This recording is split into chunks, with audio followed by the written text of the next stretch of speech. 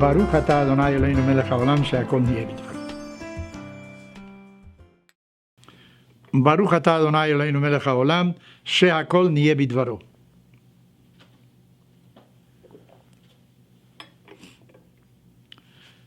The Bible starts with the creation of the world, but immediately it tells you that the first human being that was created, Adam, disobeys the word of God. God tells him, don't eat of the fruit of the tree of knowledge of good and evil, and he goes and does it.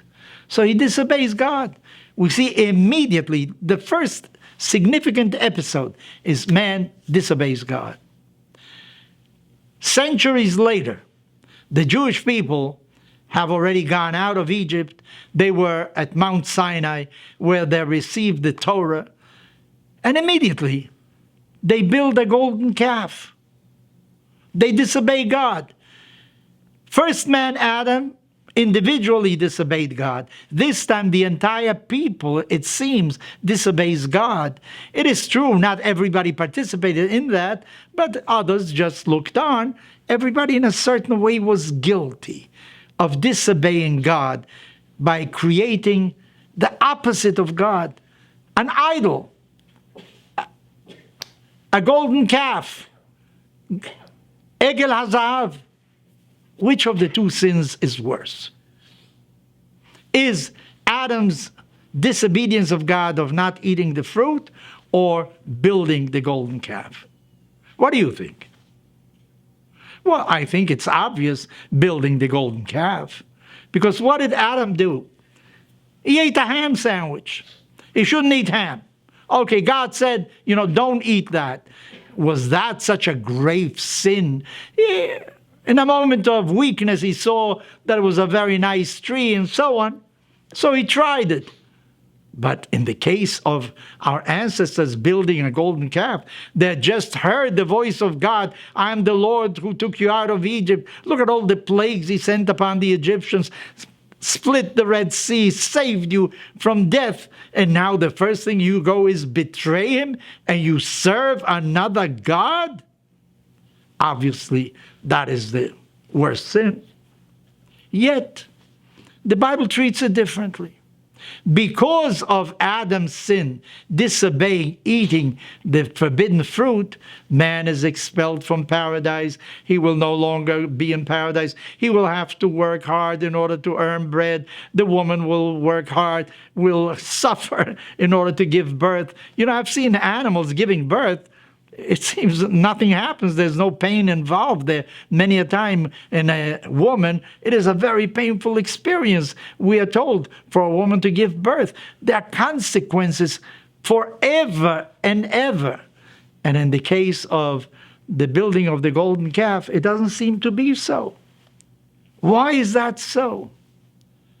Why did Adam eat the fruit? Adam thought of himself, I was created in the image of God. If I eat this fruit, I'll be like God.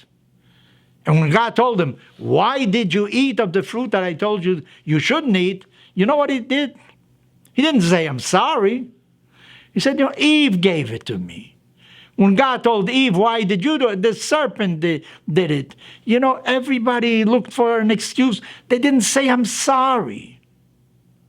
In the case of building the golden calf, Ibn Ezra says, you know what the golden calf really was? It wasn't a substitute for God. It was a substitute for Moses, because Moses took longer than they expected in coming down from Mount Sinai. So they felt, we no longer have this intermediary of Moses. Maybe this one can be an intermediary to come to God. In the case of Adam, he felt very sure of himself. In the case of our ancestors, they felt very little of themselves. They didn't realize that they have a direct line to God, that they don't need an intermediary, that they can go and speak to God directly. They don't need somebody in between the two. What I'm trying to say is that many a time when you think that you are very superior, that can lead to disobedience, can lead also to errors. It can lead to sin. But at the same time, when you think that you're too little, that you're impotent, that can also lead to sin. Many a time we don't value really our potential. We think we can't do it. You lose your job and you think it's the end of the world. You don't realize that man has capacity. You can learn something else. You can start again. As a matter of fact, and I think I've repeated this lately a little too much, I think that we learn much more from our mistakes than from our successes. That you learn by making mistakes, by error. That's how you learn. And when you think too little of yourself, that's no good either. You know, Adam didn't know that there is such a thing as teshuvah.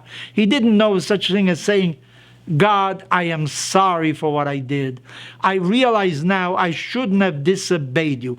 You gave me one instruction. I could have done everything in the Garden of Eden, and one thing I couldn't obey. I'm sorry I made that mistake. He didn't know that there is such a thing. On the other hand, the episode of the golden calf tells you that there is such a thing as teshuvah. There is such a thing as starting again. So if you think too little of yourself, it's no good either. The extremes are no good. This is why maybe our philosophers during the Middle Ages were always looking for shevil hazav, the golden path, which doesn't go to extremes. And somehow you're able to grow from the middle toward the height instead of going sideways toward the right or the left. So if you think too much of yourself, no good. You think too little of yourself, no good either. You should know that you have a lot of potential and that you can grow every day and become a better human being.